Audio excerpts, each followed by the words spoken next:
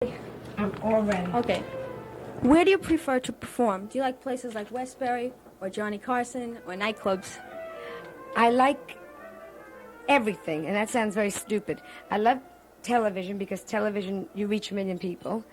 I like little nightclubs. Westbury's fun because when you do a joke and 1,900 people laugh, it's a nice response, you know what I mean? But I like little nightclubs because I improvise a great deal. And you can't do it with 1,900 people. You can do it with 100 people. But 1,900 people don't want to see something not work. So it's a different kind of performing. Are you very aware of your audience when there's so many people out there? You're aware of everybody. You're aware of who laughs, who doesn't laugh, who moved, who got up, who came in late. You're aware of everything. It's like a lion in a lion's den. You know where every animal is every moment. Did you ever consider doing colleges? Come closer because I'm putting on my eyelashes. I've done colleges, and they're wonderful to work with because the college people are the most open for any kind of new idea or new concept or anything like that. Oh, when you come to Queens. When they can afford my price. Because college people aren't going to support me when it's over. So, but college kids are always the brightest. Then you wonder sometimes what's happened to them when they get out of college, because they all go back to being dull. So. In your act, you do a lot of jokes about what men want women to be, which might be considered anti-feminist. But seriously speaking, though, where do you see yourself in terms of the women's movement? I'm very bored with the women's movement because, unfortunately, I'm the generation before it. And every friend of mine that got out of college that wanted to do something did something. So I think the women's movement is very silly in that sense because I have friends that are heads of advertising agencies now, and I have friends that are in the fashion industry and friends that are college professors. So I don't know, and I don't think we were that bright a group. We went to Barnard, but it's the same, maybe because we're all New Yorkers and we're still the smartest. You know what I'm saying? But the only thing about the women's movement that I think is wonderful is maybe for the girl that's undecided or a little frightened or a little intimidated. But I never knew a lady ever that wanted to do something that just didn't say, that's it, look out, I'm going to do it. But the good thing with the women's movement, as I said, is for the girls that are undecided or a little frightened, and things like equal pay for equal work, of course. We must have this, and we must have, if we go out to work and have to have someone be your housekeeper at your house, you must be able to take care of your taxes, which you're not allowed to. I mean, so that's the good part about the women's movement. And when I say bored, I don't want to hear one more time, well, I couldn't do anything. That's, I hate to say bullshit, if you can say it. But if you want to do it, you can do it, and that's that simple. Have you met with any kind of discrimination since there are very few female stand-up comics in the field? No, there are very few female stand-up comics. There are very few girls who want to do it. There's no see, but maybe I'm wrong because everything. I started out in retailing, and I was doing great at Lord & Taylor, and then I switched into this, and I think it's just a lot of girls don't want to put in the hours, and a lot of girls don't want to put in the time, and a lot of girls. My sister's a lawyer, and a lot of girls don't want to go into a law library for 14 hours a day, the way a man does. And maybe that was part of the reason with the women's movement. The only time I found discrimination is when I was pregnant with my little girl. And I was performing till I had the labor pains. And in Chicago, the reviewer said, it's not nice to see a lady who's pregnant perform. But the audiences came, so who cared about the dumb reviewers? So don't come. What made you say a lot of women don't want to go into the whole thing that you have to go into to become a female stand-up comic? When did you first decide that you were willing to go through the whole bit? You never decide, but you just have to want something enough. And if you're interested in something enough, it's not a question of hours because you love doing it. Because I'm a comedian because I do my own material. So the excitement of writing something and having it perform, you never say, well, I'm going to do it 9 to 3. I mean, you always say, hey, yes, go, do. And I think it's that way with anybody that's interested in whatever they're doing. But a lot of girls come out of school, and want to get married, which is wonderful and fine and terrific. See, that's what I'm obsessed with the women's movement. Because they make the girl that doesn't want to do something feel guilty about it. And there's nothing wrong with being a good mother. We all have them. Do you find that there are any conflicts between show business, running around, and being a good mother? None. Because I'm a terrific mother, and I wouldn't say that except it's true. And my kid is terrific, and she's well-adjusted, and she's bright, and she skipped a class, and she's already in first grade, and the teacher said to me, terrific, wonderful kid. When I was always very careful in the formative years. She was always with me, and there was always time and always attention given, and I was very conscious of it. I mean, don't have a dog if you're not going to take care of it. You know what I mean? Don't buy a philodendron and not water it. So the minute I had her, that became a tremendous part of my life. And show business got pushed away a little bit because there was never, ever a day that we didn't spend 4 to 5 hours together without any nurse or anything. And that was when I had my own television show and everything. But, I mean, I'd flown through the night, literally 2 weeks ago, to be at a school play to watch her play the letter A. But that's what it's about, that your mother's out there. Right. Right? Yeah. That's what it's all about, that you're going to wear a costume saying A. And she doesn't want to know. But she was the letter A.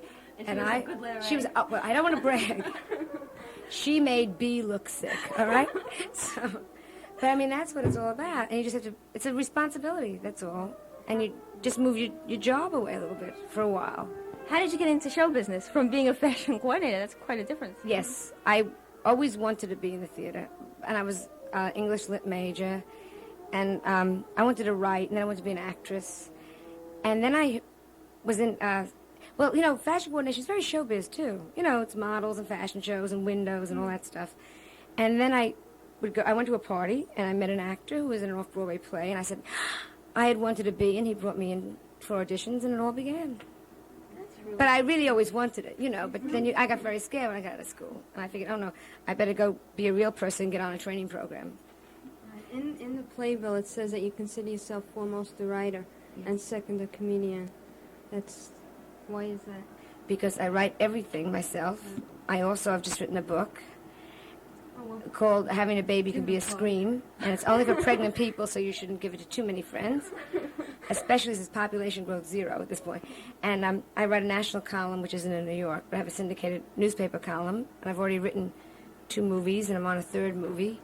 And We don't hear about these. one of them was a movie of the week called The Girl Most Likely to last year, about an ugly college girl who everyone treats very meanly, and she has her face redone and comes back and kills off everybody. Lovely. Yeah, that was my story. Right? And I just like the writing so much. The writing's very fulfilling. Where do you get most of your material from? Everywhere. I mean, whatever happens. Material comes out of anger and frustration. Sales lady's mean to me, you talk about it on stage. It's that simple. Do you have any plans to be in any movies? I see myself, of course, as the new Marilyn Monroe, but the way she looks now. Haha. But yeah. But I have plans for everything. See, that's my. Oh, sure. I see myself. If they ever revive Dumbo, I don't know. No, but I don't. I'd love to. Wouldn't we all love to be in the movies? I have my Academy Award speech ready. I say it over and over to my husband. What do you think of this? He says, "Oh, shut up." But Yeah. How does your daughter feel about having a funny mother? right now, she's still very pleased with it, but she's also very protective, which is charming in a 6 and a. Like I'll come back and I'll say she always asks me how did they like you, because she knows already. And if I'll say things like, they didn't like me so much tonight, she'll say to me, but you're funny, Mommy, they're wrong, which is very cute. I'm sure later on she can be very embarrassed. Wouldn't you? Watch you on television? She watches me on television if the Waltons aren't on. I mean, no, but Mom, it's Mom. Her big favorite is Florence Henderson. And she's met everyone, Melissa. She's met, from Streisand up and down to, and Liza Minnelli. But the only one she went, that she couldn't talk to, was Florence Henderson. I mean, just went crazy. She was so excited and so thrilled to meet Mrs. Brady.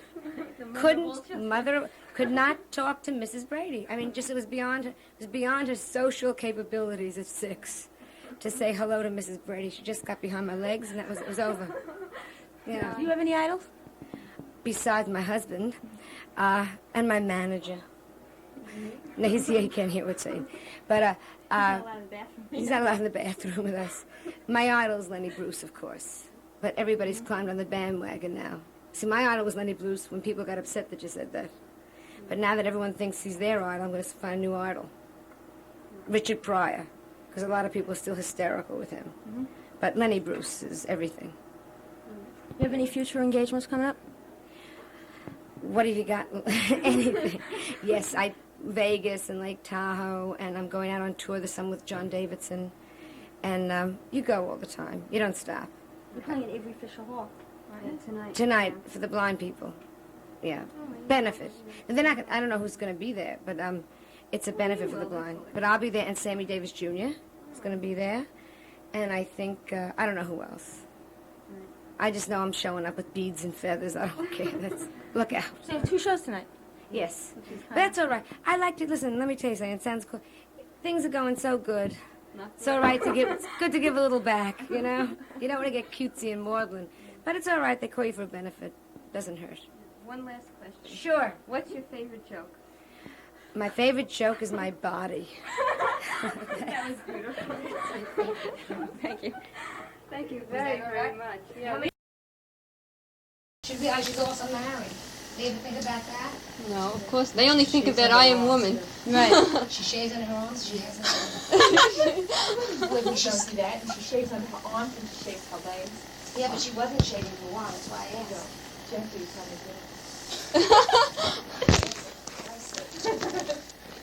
But on stage, she doesn't come across as radical at all. You know? No, she's not. She's very happily married. Let me tell you something. Which is wonderful. How nice to do both. You know, women's lib is so off. You know what I'm saying? They make You're talking to 2 feminists, I want you to No, know. but that's what I'm saying. But dear God, we're all feminists. You know what I'm saying? Well, because you're a woman, I think it's an asset. See, I think the fun is to be a woman, to be smart as a man, plus to be a sex object of pleasure. And I don't need neither one of you know because you're in cute outfits and your hair is cut great. Who wants to be a pig? Hello? Hello. Hello? These are 2 feminists who I just convinced they also want to be sex objects. The feminist? She's putting words in my mouth. That's right. Is Mac Davis a fan of you? Oh, God. Do you hate him? No, I really don't think anyway. I don't Who do you really Who do we despise? really Please despise. Oh, wow. I don't know. In show business. Danny Thomas. No. Well, You know who's- he's an Arab, so we You know might who's not like really him supposed to be better. horrible? Chad Everett. Even though he's really good Oh, looking. I can't stand Elvis Presley and Tom Jones. Oh, Yeah. Tom Jones, Yeah. the lowest. But Right. don't you dare put that in. We won't, don't worry. Who else do we Because think? he's never done anything to me. I've never even met, you know. But you don't look like militant feminists. Well, What we do don't go militant around, feminists look like? I don't know, doing whatever militants do. No. You don't? We just believe Well, in we got You know, dressed up for this. equality, We right? usually wear T-shirts and sneakers and dungarees. Yeah, but I No. bet you the t-shirts look very sexy. Have you ever bought something to make you look ugly so people will just notice you from your mind? No. No. All right, so shut up already. See, that's the fucking minute to yourself. How nice to be bright and pretty and good looking. We're saying that's okay, but you know, that's all I'm the saying. only thing, you know? Oh, the only thing, of course not. Well, then it's rules. We don't want to be stuck with that. You're going to come right back Right? here Yeah, and but finish see, your you look for a dog. Okay, just make sure. Yes. Make sure you leave those 3 gifts here also. Oh, yeah, because I locked the room as soon as we leave. Yes. Like, they don't recognize and stuff, and I would just... Yes, Yeah. yes, yes. And it really bothered me, especially with all girls and doing. But look what you're doing. You're doing wrong. Right. I know some. Why are you doing an idiot? There's always going to be an idiot. And that's it. But as a Barbara Wolf, my gosh. I don't like Barbara Walters. But she's the first feminist. Oh, but you know what she did to Anne Cavallero, who's a woman football player? She embarrassed her and made her stand up to the audience. You know what? Yes. All right, Cindy, we better go. Okay. See, I really don't want to be a They're ready anytime we are. All right. That's just Come on. it. Do it. But Barbara is the first one at NBC that took that job and made herself. You know what they had before her? They had Lee Merriweather doing the weather. And Barbara, that's just it. You have to give her credit. She took that job and said, screw it, I'm as smart as you and I'm smarter. Yeah. Go look who took the job. There's also Ellie Rieger, I think, on ABC. You know, that's Yeah. sports. So you gotta give Barbara, I mean, Barbara's a tough lady. But at least she was, Yeah, she wouldn't be where she is now if she Yeah. wasn't. but she also said this, a woman can be just as bright as a man. Where's your fur? We got it here. Okay.